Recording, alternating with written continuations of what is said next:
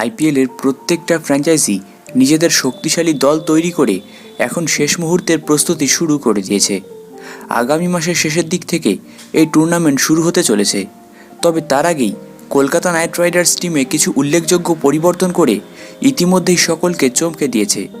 এবার সুনীল গাভাস্কার কলকাতাকে নিয়ে ফ্যানদের মনে আত্মবিশ্বাস আরও বাড়িয়ে দিলেন।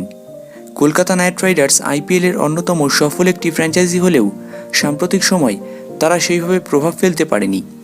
2023 আইপিএলে নাইট বাহিনী 14 ম্যাচের মধ্যে 8টিতে হারের সম্মুখীন হয়ে লিগ তালিকায় 7 নম্বরে শেষ করে। তবে এই বছর কলকাতা ঘুরে দাঁড়ানোর জন্য সব রকমভাবে নিজেদের প্রস্তুত করছে। টিমে 2024 আইপিএলের আগে গৌতম গম্ভীর মেন্টর হিসাবে আবারও ফিরে এসেছেন। এই প্রাক্তন বিশ্বকাপ জয়ীর হাত ধরে নাইট বাহিনী আইপিএলে 2বার চ্যাম্পিয়ন হয়।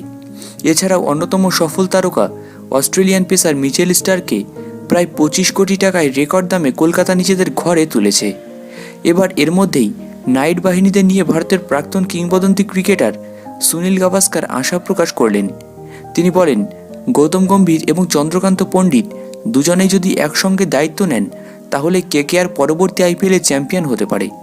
চন্দ্রকান্ত পণ্ডিত ঘরোয়া ক্রিকেটের অন্যতম সফল কোচ হিসেবে দায়িত্ব পালন করে আসছেন। বর্তমানে তিনি কলকাতা নাইট রাইডার্সের প্রধান কোচ। অন্যদিকে গৌতম গম্ভীর এর আগে লখনৌ সুপার জায়ান্টসের হয়ে মেন্টরের ভূমিকা পালন করেছেন এবং টিমকে শেষ 4-এ পৌঁছে দিয়েছিলেন। অন্যদিকে এই বছর আইপিএল 22 মার্চ থেকে শুরু হতে চলেছে।